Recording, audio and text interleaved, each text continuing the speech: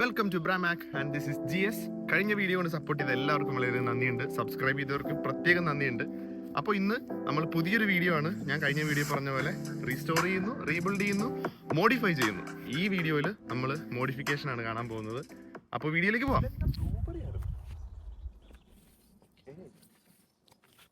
Sorry, വീഡിയോയിലേക്ക് പോകുന്നതിന് മുന്നേ ചെറിയൊരു കൺഫ്യൂഷൻ തീർക്കാനുണ്ട്. എല്ലാവരും ചോദിച്ച ഒരു ചോദ്യമാണ്, ഈ ഒരു പ്രൊഫഷണൽ ആണോ, ഇതൊക്കെ അറിഞ്ഞിട്ടാണോ ചെയ്യുന്നത്, മെക്കാനിസം അറിയോ? ഇതിനെല്ലാത്തിനും കൂടെ ഒറ്റ ഉത്തരവുള്ളൂ, നോ. ഇതൊന്നും എനിക്കറിയില്ല. എല്ലാം ഓൺലൈനും ഗൂഗിളും യൂട്യൂബും നോക്കി ചെയ്യുന്നതാണ്. എന്തിനാണ് ചെയ്യുന്നതെന്ന് വെച്ച് കഴിഞ്ഞാൽ ഇതെൻ്റെ ഒരു ഹോബിയാണ്. കാറുകളോടുള്ള ഇഷ്ടം, മോഡിഫൈ ചെയ്യാനുള്ള ഇഷ്ടം. നിങ്ങൾക്കറിയോ, 2035 ആകുമ്പോഴത്തേക്കും UK ഗവൺമെന്റിന്റെ സെൻസസ് അനുസരിച്ച് ഫുൾ ഇലക്ട്രിക് ആവുന്ന പറയണം. പിന്നെ നമ്മുടെ ഈ ഡീസൽ വണ്ടിയും പെട്രോൾ വണ്ടിയൊക്കെ ഇഷ്ടപ്പെടുന്നവർ എന്ത് ചെയ്യും? അവർക്ക് വേണ്ടിയിട്ടും കാറുകൾ ഇഷ്ടപ്പെടുന്നവർക്ക് വേണ്ടിയിട്ടും മോഡിഫൈ ചെയ്യുന്ന ഇഷ്ടപ്പെടുന്നവർക്ക് വേണ്ടിയിട്ടുള്ള വീഡിയോ ആണിത്. അപ്പോൾ വീഡിയോയിലേക്ക് പോകാം. ഇപ്പോൾ ഗാരേജിലാണ്. തംബ്നെയിൽ കണ്ട എല്ലാവർക്കും മനസ്സിലായി കാണും. നമ്മളിന്ന് മാറ്റാൻ പോകുന്നത് എക്സോസ്റ്റ്. കാർ ഇങ്ങനെ റാമ്പിൽ കയറ്റി ഫുൾ എക്സോസിസ്റ്റ് വഹിക്കുവാണ്. മഫ്ലർ മുതൽ എഞ്ചിന്റെ ഡൗൺ പൈപ്പ് വരെയുള്ള എല്ലാം അഴിച്ചു മാറ്റിയിട്ട് ദേ ഈ ഒരു മുതലിനെ അങ്ങോട്ട് കയറ്റാൻ പോവുക. ഇതാണ് നമ്മുടെ സ്റ്റോൺ എക്സോസ്റ്റ്. വാൽവ്ട്രോണിക്കിന്റെ സ്റ്റോൺ എക്സോസ്റ്റ് ആണ്. വാൽവ്ട്രോണിക് എന്ന് പറയുമ്പോഴത്തേക്കും ഞാൻ പറഞ്ഞ പോലെ വാൽവ് നമുക്ക് ഓപ്പൺ ചെയ്യാനും ക്ലോസ് ചെയ്യാനും പറ്റും.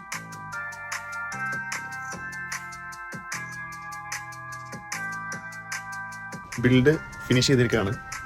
ഫുള്ള് നമുക്കറിയാം, ഫസ്റ്റ് ബമ്പർ പോയിട്ടുണ്ടായിരുന്നു, ഹെഡ്ലൈറ്റ് പോയിട്ടുണ്ടായിരുന്നു. ഇതെല്ലാം നമ്മൾ ഫിക്സ് ചെയ്തു. ഇതാണ് നമ്മൾ വെച്ച ഹെഡ്ലൈറ്റ്. ഇതിന്റെ ചെറിയൊരു പ്രശ്നം വന്നിട്ടുണ്ട്. അതിനെന്ന് പറഞ്ഞു കഴിഞ്ഞാൽ LED കണ്ടോ, ഈ സ്ട്രിപ്പ് LED ഫുള്ളായിട്ട് വർക്ക് ചെയ്യുന്നില്ല. അതൊരു പ്രശ്നമാണ്. അത് ഓൾറെഡി ഉണ്ടായിരുന്നു, അത് കുഴപ്പമില്ല. അതാണ് നമ്മൾ സെക്കൻഡ് ഹാൻഡ് മേടിക്കുമ്പോഴുള്ള പ്രശ്നം. ഇതുണ്ട്, ഫുള്ള് കിട്ടിയിട്ടില്ല. അതിന്റെ 2 litre 4 cylinder turbo charged petrol എഞ്ചിനാണ്. 333 ഹോഴ്സ് പവർ പ്രൊഡ്യൂസ് ചെയ്യുന്നുണ്ട് 400 ന്യൂട്ടൺ മീറ്ററിൽ. ടോപ്പ് സ്പീഡ് 155 മൈൽ പെർ അവറും acceleration 0 to 62 mile per hour 4.7 സെക്കൻഡിലും. വാൽവ് ഓപ്പൺ ചെയ്യുമ്പോൾ ശബ്ദം കൂടുതലായിരിക്കും, വാൽവ് അടയുമ്പോഴത്തേക്കും ശബ്ദം കുറവായിരിക്കും. ആദ്യമേ ഞാൻ വാൽവ് ക്ലോസ് ആയിട്ടുള്ള ശബ്ദം കേൾപ്പിക്കാം. ഓക്കെ കൂട്ടാ, റേസ് ചെയ്യോ?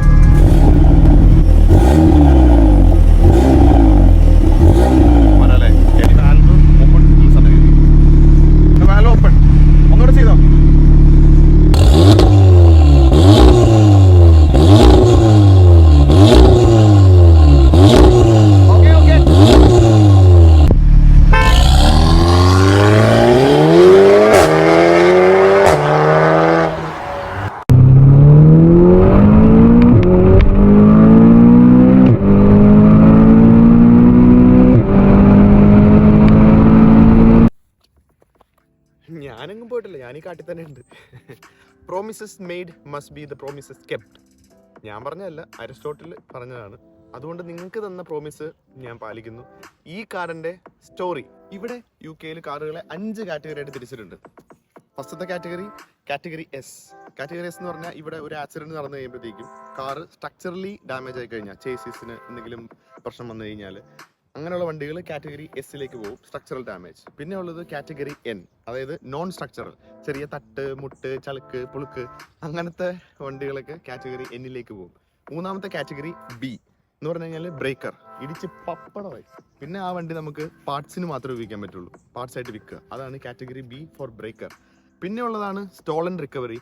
ഇവിടെ ഒരു വണ്ടി ആരുടെയെങ്കിലും വീട്ടിൽ നിന്ന് കട്ടുകൊണ്ട് പോവുക, അല്ലെങ്കിൽ എവിടെന്നെങ്കിലും കട്ട് മോഷ്ടിച്ചുകൊണ്ട് പോയിട്ട് ആ വണ്ടി ഇവിടുത്തെ UK ഗവൺമെന്റ് അല്ലെങ്കിൽ പോലീസ് തിരിച്ച് കണ്ടെടുത്ത് കഴിയുമ്പോൾ ആ വണ്ടി പോകുന്നതാണ് സ്റ്റോളൻ റിക്കവറി. ഇത് നിങ്ങൾ ഓർത്ത് വെച്ചോ, ആവശ്യം വരും.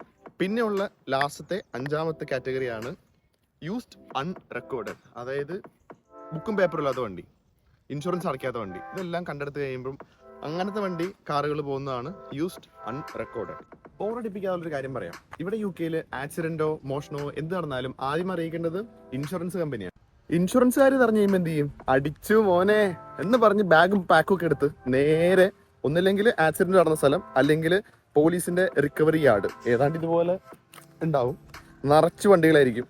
അവിടെ വന്ന് അവരുടെ വണ്ടി ഏതാണോ ആ വണ്ടി നോക്കി അവരൊരു വാല്യുവേഷൻ ചെയ്യും. എന്താണ് ഈ വണ്ടിക്ക് സംഭവിച്ചത്, വണ്ടിക്ക് എന്തൊരു റിപ്പയർ ഉണ്ട് എന്ന രീതിയിൽ ഒരു വാല്യുവേഷൻ ചെയ്യും. ആ വാല്യുവേഷനും വണ്ടിയുടെ ഇപ്പോഴത്തെ മാർക്കറ്റ് വാല്യൂവും തമ്മിൽ അവരൊരു താരതമ്യം ചെയ്യുമ്പോൾ റേറ്റ് 70% എങ്കിലും ആയിക്കഴിഞ്ഞാൽ ആ വണ്ടി ഒരു ടോട്ടൽ ലോസിന് വെക്കും. എന്നിട്ട് അതൊരു ഓപ്ഷൻ സൈറ്റിൽ വിടും. എടാ ഇവിടെ ചെറിയൊരു തട്ടോമുട്ട വന്നാൽ തന്നെ കാറ് ഫുള്ള് ടോട്ടൽ ലോസ് വിളിക്കുവാണ്. ഇതെന്ത് ന്യായം? ഇവിടെ അങ്ങനെയാണ്.